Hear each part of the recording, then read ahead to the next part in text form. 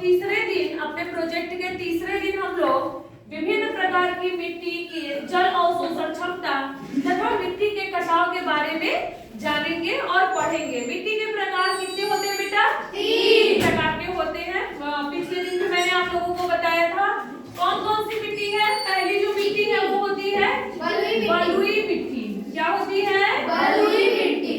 बलुई मिट्टी। ठीक। दूसरी कौन सी मिट्टी है? चिकनी मिट्टी। चिकनी मिट्टी।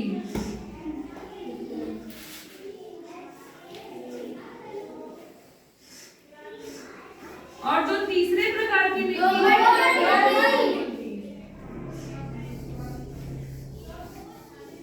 या इसी को क्या कहते हैं? जलोढ़। ठीक।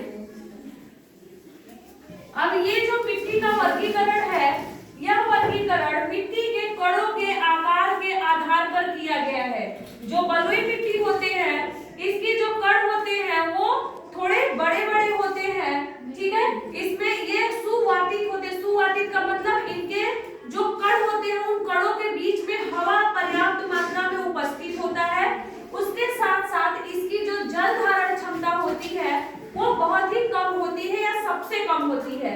चिकनी मिट्टी जो होती है, इसके जो कण होते हैं वो काफी छोटे-छोटे होते हैं, महीन होते हैं और ये एक दूसरे से अच्छे से बाउंड होते हैं, बंधे हुए होते हैं। और इसकी जो जल धारण क्षमता होती है, इसी कारण से इसकी जो जल धारण क्षमता होती है वह सबसे अधिक होती है। और जो दोमट या जलोढ़ मिट्टी होती है, इस मिट्टी को फसल के लिए सर्वोत्तम मिट्टी माना गया है। और इसमें जो पार्टिकल होते हैं, जो कण होते हैं, इसमें बड़े कण भी होते हैं और छोटे कण भी होते हैं। और यह दूसरे नंबर पे इसकी जो जल धारण क्षमता होती है, चिकनी की मिट्टी के बाद इसकी जल धारण क्षमता सबसे अधिक होती है। ठीक है। तो मिट्टी के विभिन्न प्रकारों में जो जल अवशोषण की क्षमता है, जल धारण की जो क्षमता है, उसके आधार पे यहाँ पे उसी को साबित करने के लिए, या मैंने जो बातें कही ये सही है कि नहीं, हम लोग एक प्रयोग करेंगे। यहाँ पे मैंने काली मिट्टी हमने यहाँ पे बलुई मिट्टी, ठीक है, चिकनी मिट्टी और ये दोमट मिट्टी ले रखा है। अब इसकी बराबर मात्रा को लेकर के हम यहाँ पे, ठीक है, मिट्टी को हम यहाँ पे बराबर मात्रा में लेंगे।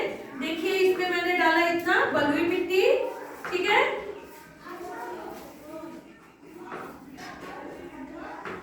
इसमें मैंने लिया चिकनी मिट्टी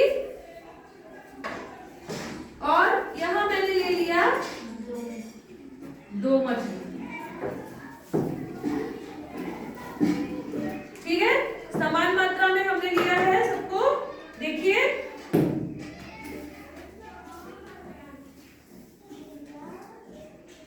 अब हम देखते हैं कि किसकी जल धारण क्षमता अधिक है और किसकी जल धारण क्षमता कम है। हम बराबर मात्रा में यहाँ पे मेजरमेंट करके, जैसे मैंने यहाँ पे सबसे पहले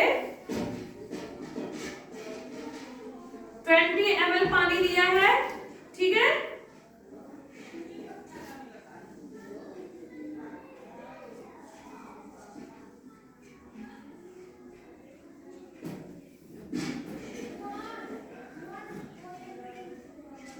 मैंने लगभग 10 ml वाटर जो है इसमें ऐड कर दिया। अब हमारे पास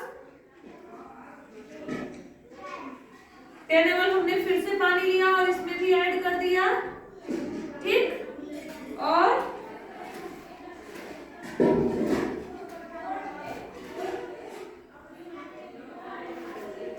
देखिए 10 ml लेकर के हमने इस मिट्टी में भी ऐड कर दिया। ठीक है,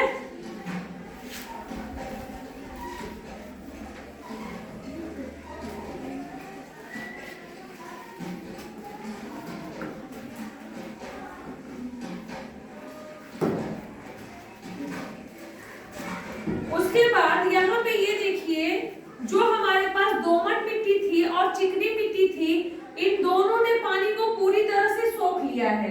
ठीक है, और यहाँ पे देखिए ये जो बलुई मिट्टी है हमारे पास, ये इसमें अभी भी पानी ऐसे ही दिख रहा है। इसका मतलब 10 ml भी पानी ये एब्जॉर्ब नहीं कर पाया। अब हम इसमें 5-5 ml और पानी ऐड करेंगे और हम देखेंगे कि